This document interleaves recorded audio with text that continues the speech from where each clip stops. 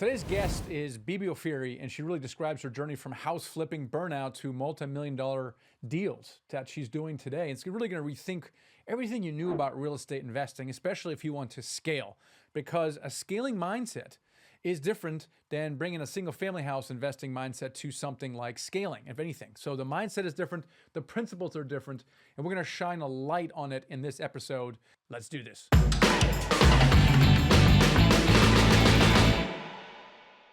Hey, welcome everyone to the live webinar today and also live podcast recording. We've kind of doing this at the same time where we have a webinar and we're going to turn into a podcast. So the cool thing is we have live audio participation. At the very end, we'll do a Q&A. And right now we're talking about the building the American dream through real estate investing. And it may shock you to learn that you cannot build the American dream financial freedom through single family house investing. I've tried, maybe you have as well. What happens is many people start with single family house investing and then they end up pivoting to apartment buildings. And that's what we're going to talk about today, all about investing in apartment buildings. We're going to focus today on the acquisition process. We're going to walk you through finding the right market, generating deal flow, doing due diligence, negotiating, and then closing it and then cashing your acquisition check. We're going to talk about that today. We're going to focus on the acquisition process. So important, obviously, to focus on that because the law of the first deal is real.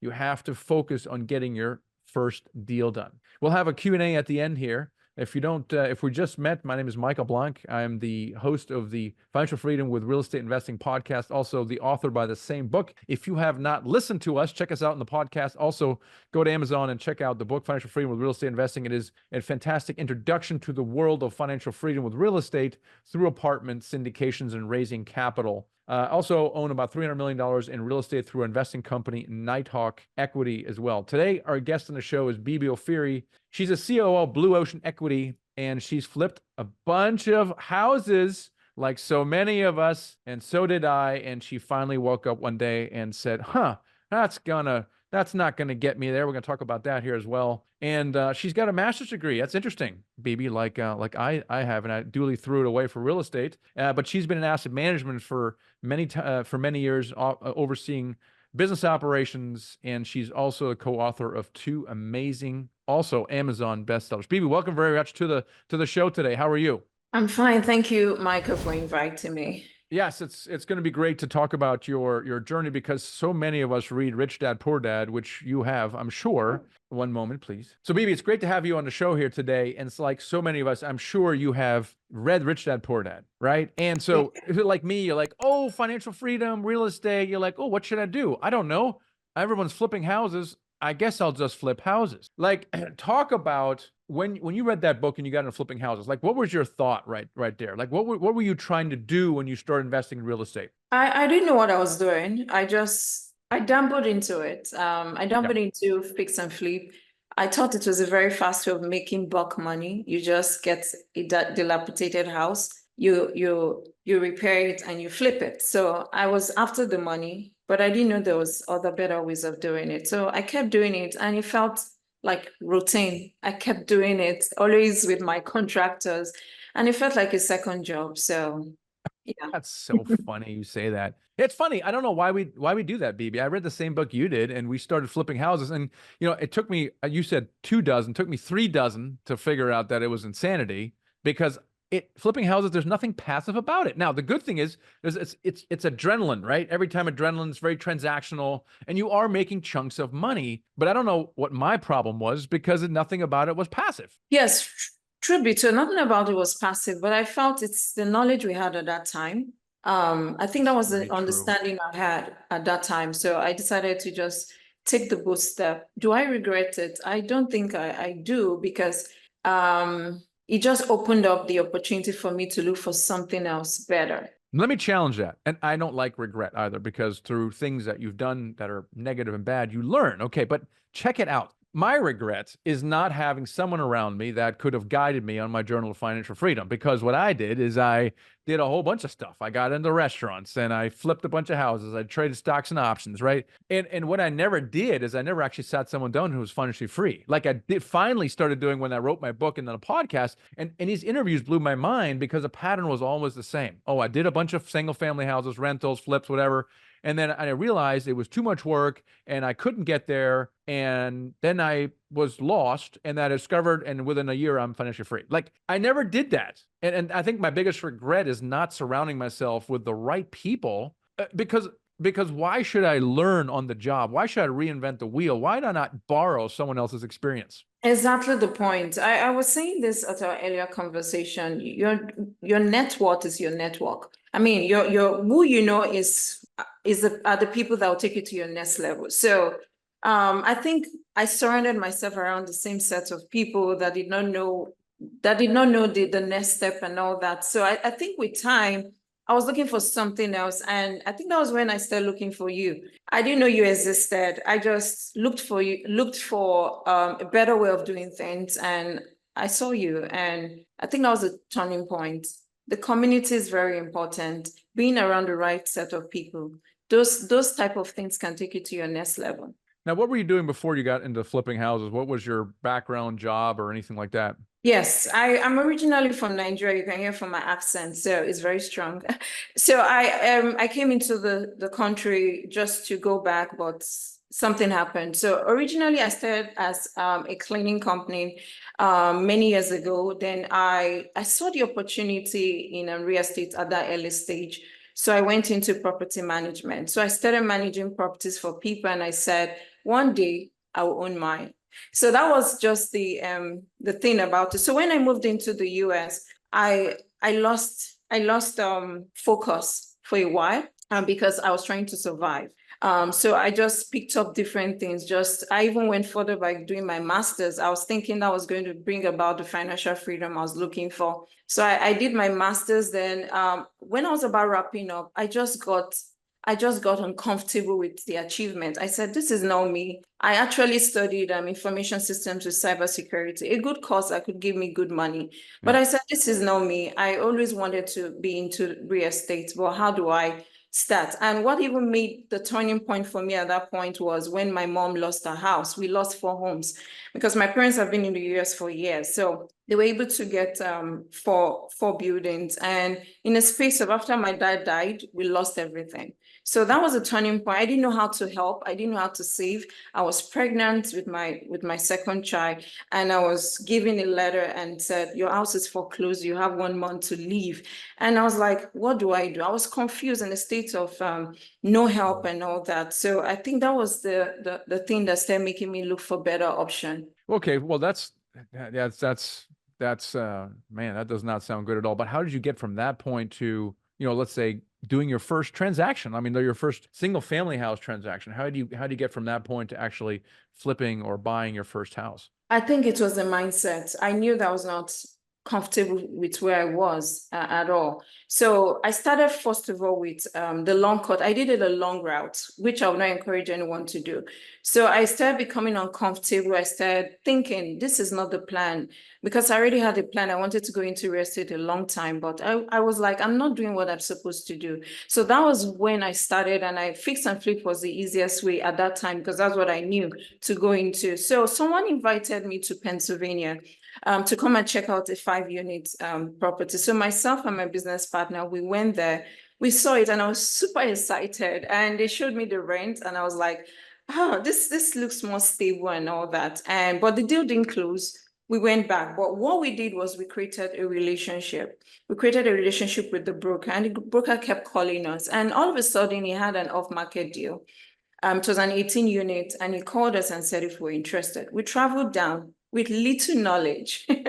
We didn't know how to do so many things. So we literally learned on the job. And the good thing was that it was with our money. We didn't have investors to but I wish we had done things better. Maybe we would have negotiated the price well. We'd have done more due diligence on that property, because we ended up spending a lot to bring it up to standard, because there were a lot of CapEx things we would have asked the seller to do, but we didn't know anything. So we just started, and I started looking for, I started with doing it before looking for education. And that is not the right way to do in order to avoid mistakes. So I should have looked for education first, then start looking for the deal. But I did it the other way around, and it cost me money. Yeah, well, let's get back to that mistake that I made as well. But how did you finance these early flips? Because they take money. Did you have money saved at that point through a job, or did you use hard money, or how did you finance them?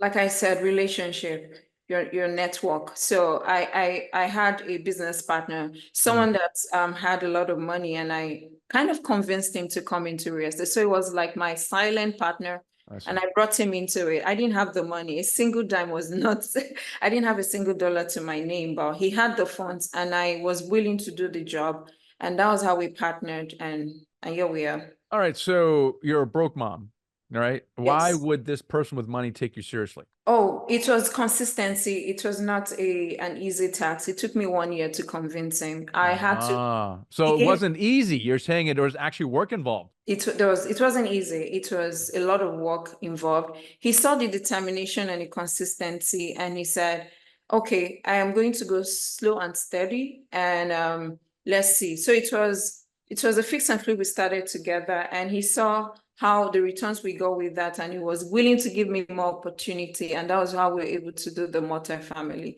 at that point. That's amazing. All right, so fast forward now because we want to talk about multifamily acquisitions. You obviously did a bunch of flips there. They made you some good money, and then you realized that there's a lot of work, and if you stop Yeah, flipping, you stop earning, and it is difficult to scale. And yeah, so you finally switched to multifamily. Talk yes. about what that transition looked like. Like in my case, I literally there's only one. I had maybe 20 investors on the house flips, and I had raised money for. Of those 20, only one went with me into the multifamily. It's a different beast. There's a 5-year hold. They don't get their money back in 6 months, and there was like, no, I'm out. So I was like, oh my gosh, I gotta get into a whole new. It's a whole different ball game. And how was that transition for you? Yeah, for me, it was overwhelming at the beginning because I didn't even know where to start from. I was confused. I was always on YouTube looking for informations and all that. So it was a confusing state for a period of time. I didn't know how to, one, I thought to myself that I couldn't raise money.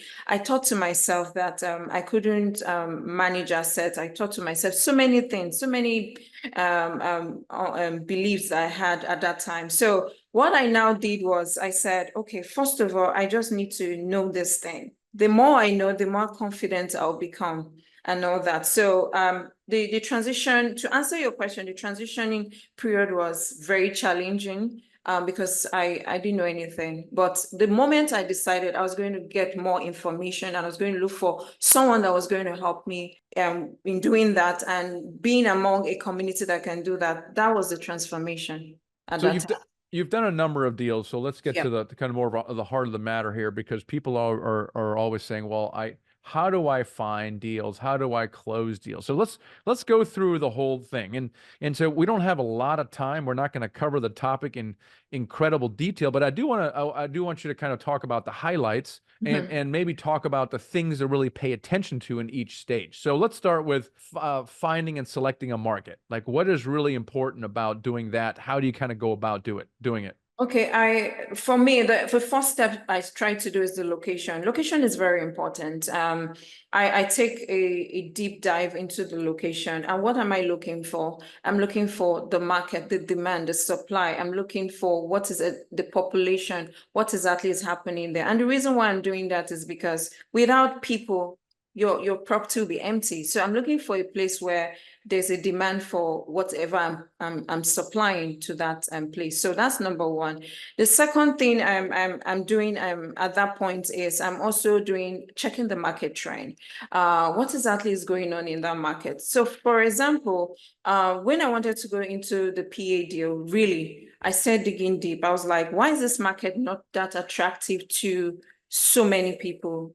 Because I know because it's a blue state and all that and rules. So what I did was to dive deep. I narrowed it down to a smaller area. I didn't want to make it a broader view because location is very, real estate is very local. So that's what I did. I had to go narrow it down to a portion or an area, not the entire state, to see, okay, how does this apply to my need? Because already I was in that market without even knowing. So I just had to see is it really something I should continue with? So the first thing is I look at the location, the market, then I start to look for relationships I can create in there. Very important, because if you don't have the right property manager and you don't have the right, you don't have a relationship with a broker or anybody that can help you there, that might be very challenging. So those are things I first of all look at. Well, okay, so maybe we skipped a step here, but you talked about relationships with brokers and property managers. So, all right, so let's back up just a second before we get to the market selection. It sounds to me like you put together some kind of team. Talk about putting together a team before you kind of get started. Yes, that was the first thing I did, because I knew, one, that I didn't have all the ability. I started treating multifamily as a business, in the sense that I knew that I didn't have that capacity. I can't be 10 people, because the role is just very different, and I don't have everything that it takes. So the first thing I did was to create the relationship. First of all, I created with the broker. I started creating different relationships with brokers.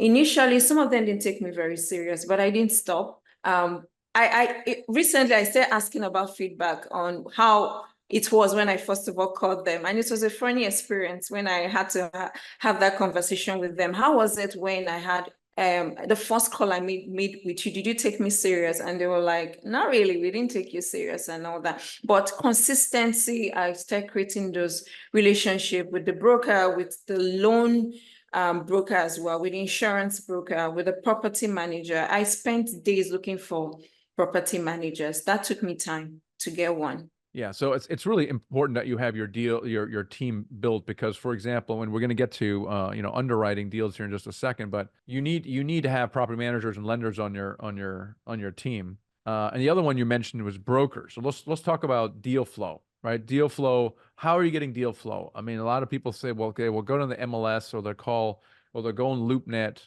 and that may have some results, but what is really the secret to getting deal flow? Relationship with brokers is the secret of doing that. You have to have that relationship.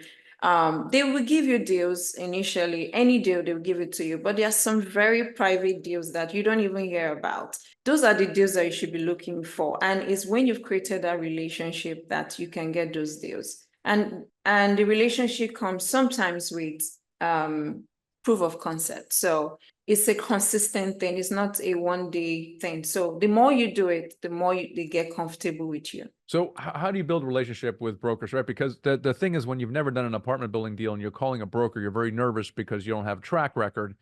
And that is true, but how do you build trust with a broker? How do you get to the point where they're taking you seriously and at one point actually give you access to off-market deals? Like, what are some of the tactics or ways that you do that? Oh, sometimes you have to go. I had to involve someone that was already into it to make that call, and I'll be on the call listening to the conversation, because at the beginning I did not know those terms. So you can go there and start making some errors. So one of the things I did was to involve someone that was already into it to make that call while I listened to the conversation.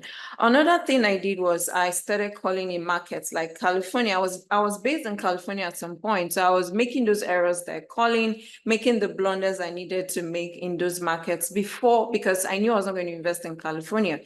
So I made those blunders there, started building myself and courage before I started calling in the market I wanted to invest in, which is Dallas and Pennsylvania. Yeah, we call it the throwaway market, actually, the throwaway market, where you're calling into a market that you don't intend to buy anything in, and you can make the worst first impression ever, and it's not a big deal. So that's great that you did that. That's a great way to kind of practice, if you will. So brokers is a secret. Again, coming from a single family house investing background, that's not intuitive, because everything's on the MLS, and we would make offers on houses we haven't seen, and it just doesn't work that way. Then we send yellow letters or put up bandit signs, and it just doesn't work. I've talked to a number of people who try to send out letters, and it just doesn't produce results, because it is a relationship game. Exactly. And so an owner of a 20, 50, 100 unit building is not going to call on a fast close, all cash card they get in the mail. It's just, they're more sophisticated. Now the other thing is, when you're generating deal flow, right? At one point, the broker is going to put you on their list, and they're going to start sending you deals. what do you do with these deals? And of course, not only how did you respond to deals, but eventually you have to analyze those deals and try to make offers. So talk about analyzing deals. What's important in this stage? The thing is, the time I get to give them feedback is very important. So Okay. I spent time trying to, even if they did not work out well, or I didn't like it or something, I always give them 24 hours feedback. And that was really good. I found out that they started taking me serious. How I got to know that that was very key and important was when I somehow did not respond back to a broker. It took me like 4 days or more. And he said, Bibi, you used to get back to me on time. What happened? Yeah, so that was when I knew that. I said, oh, okay, so you're taking note of my feedback time. And he said, yes, we like people that take us serious because these things, we don't want to waste time. So if you're serious, let us know on time. So that is one. And the deal flow too is, again, I give them reasons why the deal is not working. So I aside from typing or sending emails, I jump on a call with them and I go through those underwriting and I say, I checked the expenses. There's something off here. Can you tell me exactly? I don't make them look like they don't know what they're doing. I just make them look like, is it possible I'm missing something? So in that way, you're making them inclusive. I'm including them in the conversation. And it's possible they're not aware or they're aware and they say, oh, you noticed. I say, yes, I noticed it and all that. So I try to bring them in that conversation and we get to go back and forth. And they tell me, yes, you're right, but the seller might not even accept that offer. So I get to know many things by engaging them on the phone. I could easily type a message, but phone calls sometimes just helps me as well. Yeah, so I think feedback is quick feedback is a great way to build a relationship, as you've just talked about here today.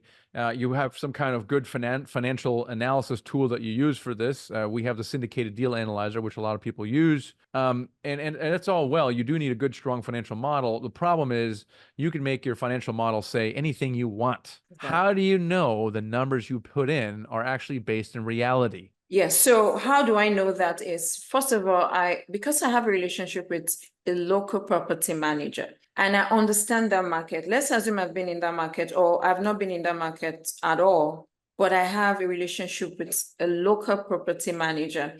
I try to look for their own perspective. Yes, this is mine. Then I look for theirs. And I also look for the perspective of a loan broker because I also want to know how the lender is going to underwrite my deal and the kind of debt is going to give to me. So I break it down into those 3 ways. So I get the lender's perspective, I get the property manager's perspective, and I put my own. Then so I kind of go in between and say, okay, this looks like it and all that. So that is how I know I'm putting in the right numbers. So we go back to your team. Okay, this is why I went back a step before picking your market, because you can't really start without a team. And this is a perfect example of that, because how do you know what you're going to put in for expenses? Unless you're an expert in the local market, how do you know what the rent projections are going to be? Like, how are you going to know that? Well, you can't. You have to call your property manager and you say, hey, help me with this. And then how are you going to know what to put in your loan terms, like interest rate, amortization, down payment, all these things? Like, you don't. I mean, you can make something up. So you have to have a lender on your team as well. This is why the team is so important. And that's how, a lot of people say, oh, I'm just going to go on Rentometer or I'm going to go online. And that's great, but it's not really good enough, right? You really need to lean on your team. So yes, you have to really lean on your team because there was a deal at the beginning, a deal fell off. I couldn't go forward with the deal because I didn't get a loan quote from a lender. And when I was ready to, it didn't pan out well because the leverage I was getting was not good. So yeah, and the deal doesn't work, right? So you have to work that into the underwriting, otherwise you can't really make an offer. And by the way, I think especially in times like this right now, the person with a better debt wins, right? If I can get even 5% more leverage than you can, or anything like that, I'm more competitive, and it's been like that for a long time. So really networking with loan brokers is a really, really important. So you're analyzing deals, okay? So you're getting back with a broker, you say, hey, this won't work for me. The expenses are a little low. If I adjust them, to what it should be, more like 50-55% of income, based on the cap rate, then, we're more in the ballpark of this price, right? And now we're getting into negotiation. What are some important points around negotiation? Yeah, so some of the points that I used to do my negotiation is I try to tell them the strength of the team. Because regardless of you giving them the right numbers and all that, they also want to know you can close. So I do a package. So in that package, it's like I'm giving you a summary of the team. They're seeing pictures, they're seeing the assets that they own, the experience that they have. And also in my LOI, which is the letter of intent, I also indicate a short close. That is if I have the ability or I see that the deal I can actually close in a short time. So all these things is, I call it packaging. So I package, I just don't hand over letter of intent to them that I want to buy your property. I go further by telling them about the team. But it's when they see the team, they take me serious and they say, okay, I feel these guys can close a deal and all that. So that's what I do. I think it's critical. And I don't know if you're watching, listening to this, the word team keeps coming up all the time. Okay. You got to build a team. If you call a broker without a team, guess what they're going to say? They're going to say, send me your proof of funds. That's what they're going to say, because they're going to make you go away because you appear like a tire kicker. And so your team comes into play through the entire process. And so you use the leverage, because you're right, because a seller wants to know, can you close this deal? And it's not always the highest prices, but their biggest concern is, can you close? And how can you convince them you can close if you've never done a deal before? You don't have a track record. Well, you can by leaning on the track record of your team, right? Property manager manages 5,000 units. Lenders underwritten $1 billion, right? You got an SEC attorney, you got a CPA, boom, package. And now you have a lot more credibility. And so what does this negotiation process look like a little bit? Let's talk a little bit more about, we just talked about this before the show here, that you're putting another deal on a contract. And what amazes me is that since 2014, since we've been doing this, people have always complained that a deal can't be done for a different reason, for one reason or another. Like, market's too hot, COVID, interest rates, March too cold, there's blood in the street. Okay, there's always some excuse why people saying, yet for some reason, people are always doing deals. And so they say, well, nothing pencils. Right. So what is your observation? And we're getting negotiating here a little bit here. Like, all right, so how do you get a deal to pencil? How do you actually get a deal to the negotiation and you get it under contract? Okay, so because I have those relationships, I've created those relationships with the deal. First of all, they're sending me those very secret deals. So that is one. Secret. You mean by off market? Off-market I deals. like secret better. I like secret deals. That's cool. Yeah, so they send me those secret deals that nobody is, because almost all the deals I've closed on are off-market deals. So they send me those secret deals. One, I have less competition. So back to relationship, you create those relationships, it gives you good feedback. They will give you good deals. So that is one. So the second thing I also get to do is because I had to get the education. First of all, I had the education from the Michael Blank's community. I had that education. So during my underwriting process, I look for loopholes and I try to use those loopholes to negotiate the deal.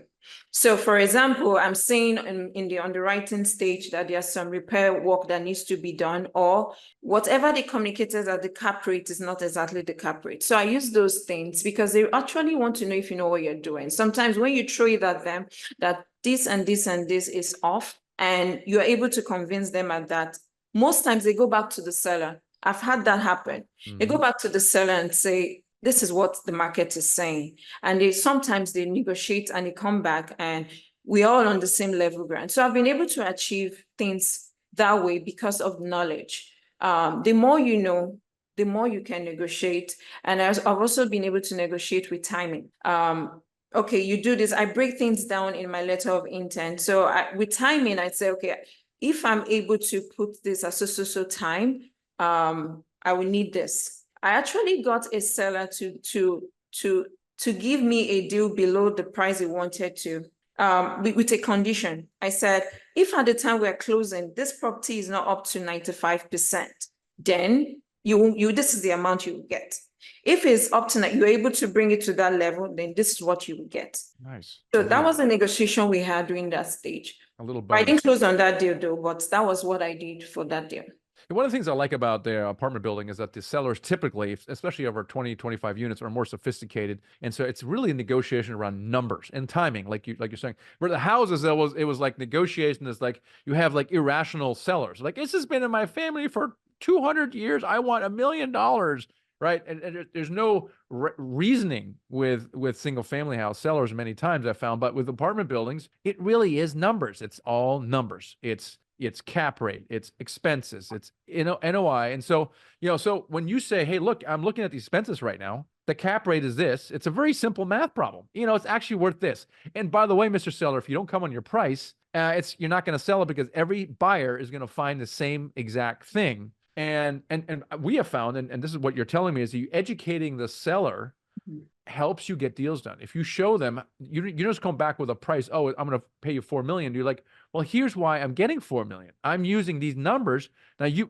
tell me if I'm doing something wrong here, which you're not. And they run it through their own spreadsheet and they come with $4 million and they want 4.5. And so I thought, yeah. Yes, I had the opportunity because I was having this back and forth with a broker, and he actually invited me to their office because he wanted to compare your SDA underwriting and theirs. It's a very big brokerage company. I don't want to mention their name. Ooh. And yes, we got to that point where we wanted to see who was doing what and all that. And we found out that they were super aggressive with the deal. But that I created a point. The point was that the deal must pan out before I say yes to it and all that. So you negotiate here and you finally get a deal done because you educate the seller a little bit, and they take you seriously because if your team, you're going to close, are like, all right, I'm going to take a chance on this one. Let's do this. And they put it on a contract, and now the lawyers, right? Another team member negotiates does the purchase agreement. Okay, so now you're under contract. Now we're into due diligence, right? Due diligence is an important step, and the purpose of due diligence is to uncover things that you may not like, so that you can get out of the deal if you discover something that's bad. What are some of the important things to pay attention to in due diligence? Yes, so typically I start my due diligence before I start the PSA. So I put in my LOI that I need early access before the execution of the PSA. So what am I checking? First of all, I'm doing the due diligence on the financials first. I want to even know if it's good on paper. That's the first thing I do. The next thing I do is property due diligence. Now I'm checking the heavy CapEx first before I check the smaller items. Because why am I doing the heavy CapEx check, due diligence, is I don't want to buy a property that I have to replace the entire roof if it's not what I want to do at that point, or a property where the HVAC, everything is almost out or something. So I want to know what exactly I'm buying before I even get there and all that. So I'm doing the roof, I'm checking my roof, I'm checking the HVAC, I am checking the plumbing, the electrical, because of insurance, because I've seen cases where one of my deals, the insurance was super high because of the electrical. The electrical was aluminum, not copper. So the lender was not willing. So these are things I check out for to know exactly, is this the deal I want to do? So after doing that, I also do my title check. We dabbled into one issue because we did not verify the title. The previous owner's parent owned the property, and they did not transfer it properly to their kids. So we had title issues at closing. After closing, it surfaced and all that. So you want to check permits. We also went under contract for a deal that the owner added more units without even getting permits for them and all that. So because of the due diligence stage, we were able to find that out. So I want to check all those things. I want to check them, and environmental stuff. So many things I get to do, but the priority is my financial due diligence, the property due diligence, the market. I want to also check the market. I want to compare my property with others and see what exactly they are doing at every point in time and what I should be doing, or if there's even any rent bump, if there's any way or chances for me to increase my rent. Now, are you like electrician, plumber expert, HVAC expert? Are you walking around these things? Like I just see you walking around checking like the plumbing and stuff like that. Or again, is there maybe a team member that's helping you? Oh, yes. I don't have my experience or my expertise is not in that. So I engage. The first deal I did, I know I engaged an inspector. That was a mistake. I spent a lot of money, but I've gotten a better way of doing it. So what I do is I engage my property management company, and they engage third-party vendors. So I get my property management company to help me with my lease audit. So they are auditing the lease of whatever it is I'm buying, the tenants, they're checking out the tenant profile. Then they are bringing in experts, roof experts. They're bringing in their HVAC experts. They're bringing in their electrical and their plumbing experts. So it's a team of, typically our due diligence, you see like 20 people, 15 people on ground, different people doing different things and all that. But I don't have experience in them in the sense I'm not a professional, but they all do it and we get reports and that's it. Yeah. Yeah. So again, the team is very important. It's kind of like this book called by Dan Sullivan called Who Not How, right? It keeps coming up. It's like, well, I don't have to figure out the how part of electrical inspection because I have a who can do that for me, right? I don't need to know the intricacies of a real estate purchase agreement or SEC law because I have a who on the team. But this is a common theme I keep hearing, and this is very important for everyone listening and watching to this. It is all about the team. It is your ability to put together a team to do something that's incredible. And so, and due diligence is again another example of that because you are bringing in a team that's helping you do this. And there's some questions around, oh, do you get access before you sign the PSA? And the answer is yes. Sometimes you can request what she called an early access agreement that gives her access to the files and even to the property, so that you can do a faster close. So this is not uncommon. It's a little risky though. Because if for some reason you uncover something that you don't like, you may be spending some money you don't get back. But she's leaning a lot on her property manager to help her with that, maybe a general contractor that the property manager brings in. So we're able to do a lot of work up front, and that's really cool. So again, leaning on your team for the due diligence is super important. And then, of course, there's a final closing, right? So do you guys talk about the closing process? What's that like? So we have a checklist that we go through during our closing process. So our property manager, like the property manager, I can't just stop talking about them. They're so very important. So during our closing process, they are already there and we also are there. And what are we checking or what are we doing at that point? We want to make sure that the property is still at the same occupancy or it has improved, because we've seen cases whereby you buy a property and the seller just takes his hands off and you lose almost all the tenants or a large number of tenants and all that. So we want to verify the vacancies in that property. We also want to start moving or transferring the utilities and all that. We also want to be going through our contracts to know, okay, we need to go through the contract with our property manager, because it's at that point you start signing those contracts and the lender's contracts and all that. We also want us to double check the tenant. And let me tell you why I'm saying that, because we've seen cases whereby the seller would just put a dummy tenant on the property. Someone, and in the next 2 months, they leave.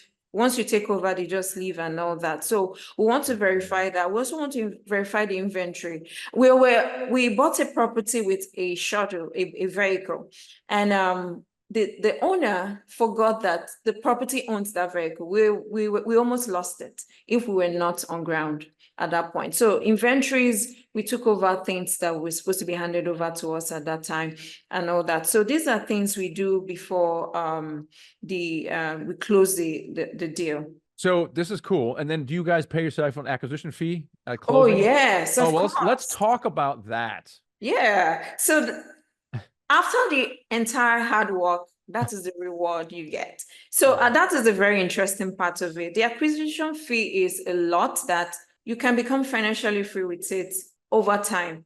Maybe your first day might be small, your acquisition fee is small, but the more you do it, that alone can make you financially free. Because I've seen people go home with 300,000, 350,000, double their annual income and all that. Acquisition fee is just very, very important, and it's something I like.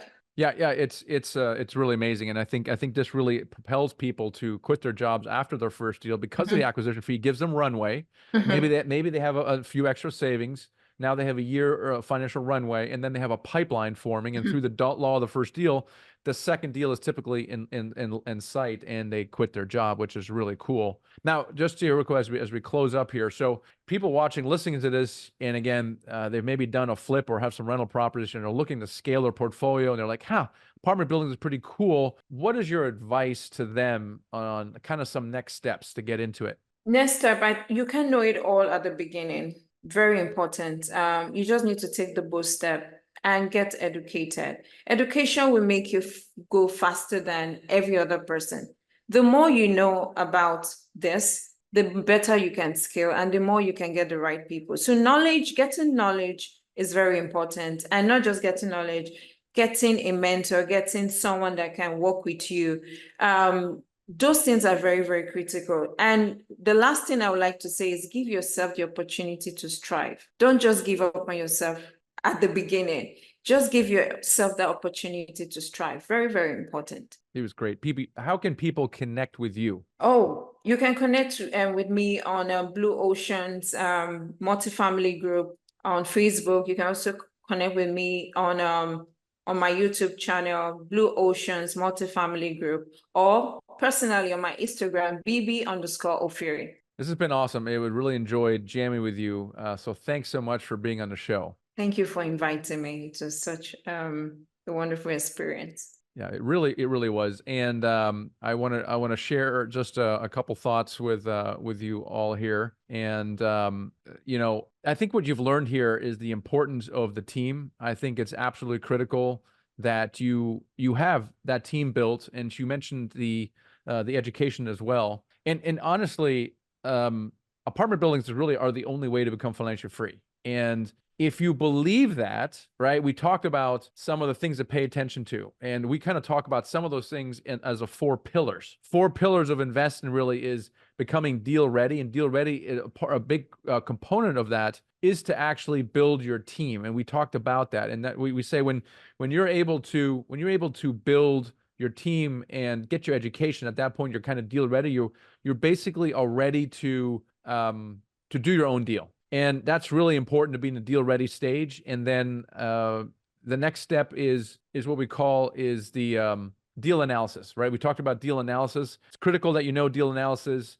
And then number 3, that you are able to raise capital, deal capital. And then we talked about deal ready and getting deal flow. And if you do those things, the 4 pillars we call that, it takes about 6 to 18 months for you to do your first deal, which is pretty cool. Now, you might be wondering, why in the world does it take 6 to 18 months? And I think Bibi kind of alluded to it. She may have actually mentioned it outright, but people who do deals in 6 months, we call them gazelles. Gazelles are people who kind of figure out how to do something faster. And these are people who work with us. And the average deal size that they do is $4 million, and they get their deal under contract in 6 months, right? Which is pretty cool. Now you might be wondering, okay, well, how do they do that? And the reason they do it is they follow these 3 freedom accelerators. The first one is you got to follow the right system.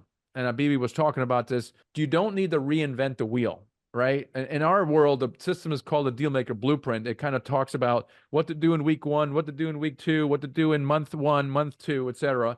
It's all mapped out for you, so you don't have to reinvent the wheel, like I did, because this wasn't around in 2011. And the second one is you get the right support. I think you mentioned the community earlier on. There's really several right support. One is community. These are peers around you, the other crazy people who are trying to do what you want to do. And then coaches and mentors. Coaches are kind of like the mindset coaches. They deal with like limiting beliefs and anything that you have going on between your ears. And then mentors are the people who actually know syndication. So you have to have this network around you of the right kind of support. And then you got to join the right network. You talked about that earlier. You need a network to access to capital and deals and partners. So you got to be able to join some kind of ecosystem. So however you do that, these gazelles, these deal makers, figure these 3 things out. And we talked about the fact that that these acquisition fees are so profitable. And where I want to get to is just the slide I'm looking for. Is the who, not how by Dan Sullivan. We talked about this right now. Is you don't need to figure out all the how. And some of you have maybe started down the path of investing in apartment buildings, and you're trying to analyze deals. You're trying to figure this out. You're asking questions around how do you analyze, how do you raise capital? You're asking the wrong question. Okay, the question is not how. The question is who. if I don't know something, it could take me weeks, months, years to learn something, how to be a plumber so I can walk my property. Or, you know what, I can find a great plumber. So if you want to accelerate your results, if you value your time, then look for the who. And we would love to be your who, okay? Because we'd love to be your trusted source, and we'd love to work with you because we guide you kind of every step of the way. So if you're looking for a who right now to get you going and do what Bibi has done, then let's just have a conversation. So the link is there. It's themichaelblank.com/strategy.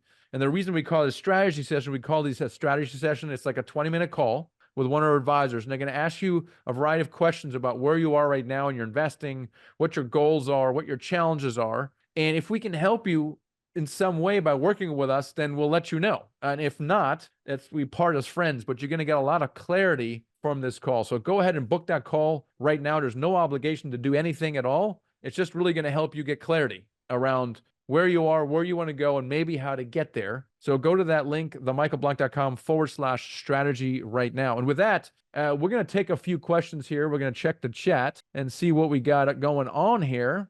Let's see if I can throw some out at you here. Yeah, reinventing the wheel is indeed exhausting. You are right about that. That is unnecessary. All right. Let's see. Okay, let me check the Q&A here. All right, so Daryl is asking, Bibi, how did you build a relationship with a lender when you didn't have the finances to purchase your first deal? And that question is really broader than that, right? It's really, how did you get anyone to take you seriously at all? Well, I mean, how did a broker take you seriously? How did investors take you seriously? Why in the world did a lender take you seriously? How did that go about?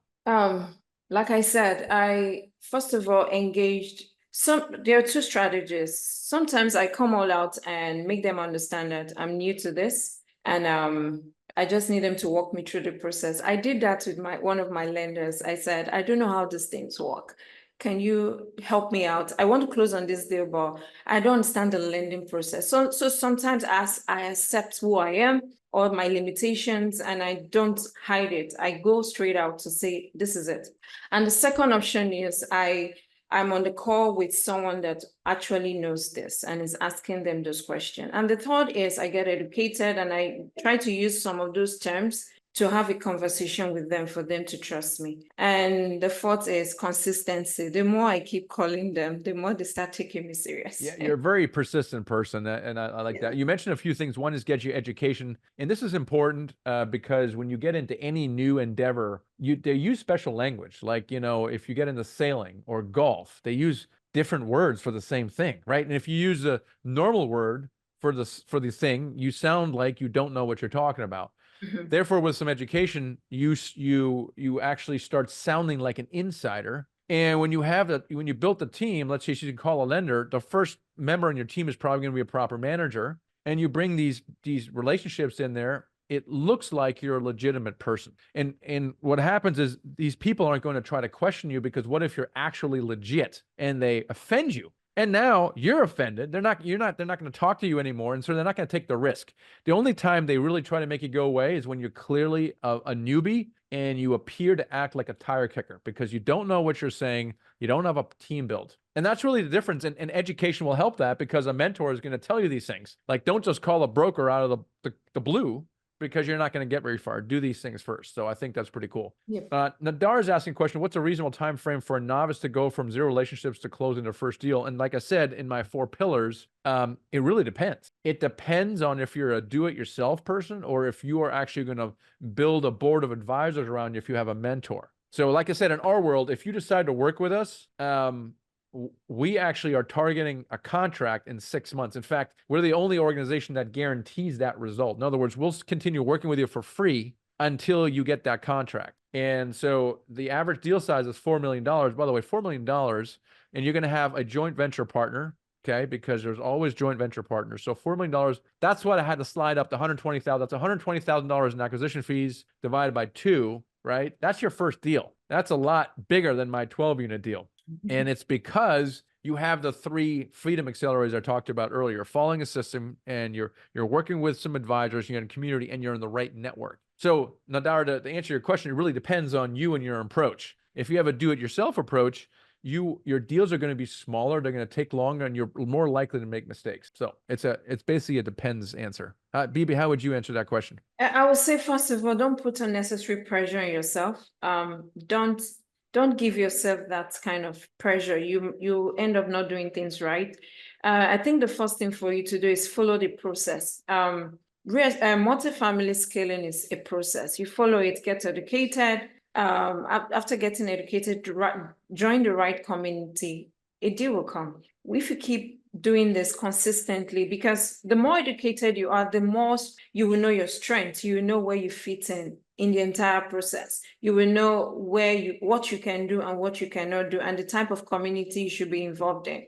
So I got to understand earlier on that my strength was not capital raising. So what I did was to join a community where I could get capital raisers as my partners.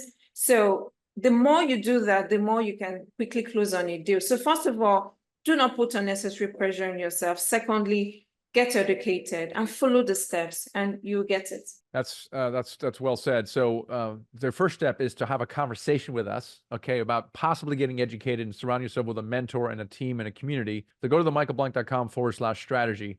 One of the things that we do teach, though, even though we say 6 months is our time frame, and I think what you're talking about is don't put too much pressure on yourself. I really like the book by Hal Elrod called The Miracle Equation. I don't know if you've read that, Bibi, but I love it. It's like one of my top 3 books because it redefines goal setting. Like we're always taught, you have to have SMART goals, and that's all fine. That works very well, but on your first deal, it kind of breaks down, right? Because I'm going to do my first deal by the end of the year. Okay, well, there's so many variables you don't control. Literally a million variables you don't control. So it's really a bad goal. Now, what happens at the end of the year comes and goes. You don't have your deal, and then you get sad, depressed, and you walk away saying, oh, this is all for the birds. That is the wrong lesson. Instead, what Hal Elrod says is it's a great goal, but instead of the goal, commit to the activities that lead to that goal. And in our world, the activities are 2 things: analyzing deals and meeting with investors. That's it. That's all. Analyzing deals, I'm always making a 10-minute offer, right? But those are the 2 things you're doing. And so you just commit to doing this, every single week for as long as it takes, you will do a deal. Exactly.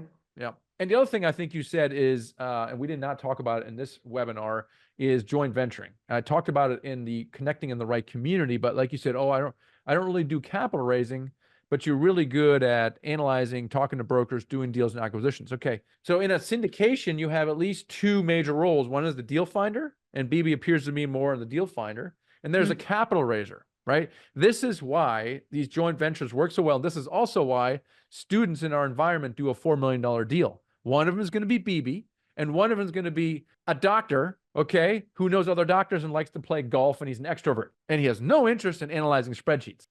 And those 2, well, if they get along, are magical because they complement each other so well. This is also why people can do, at least in our environment also, and in others, do these larger deals faster. So really cool. All right, we're out of questions. Well, listen, I appreciate everyone's time here on this webinar.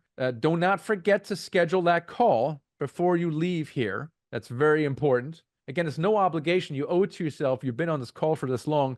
At least have a conversation and have some curiosity around what it would look like to work with someone like us, especially if you've done a real estate deal already. You have a rental or a flip, and you're like looking to scale up. Like, you are a perfect fit for our program. So we'd love to have a conversation with you. So michaelblank.com/strategy. With that, Bibi, thank you so much for bringing it, sharing your experience here with us on your story and the acquisition process. So awesome. Thank you so much. Thank you for inviting me.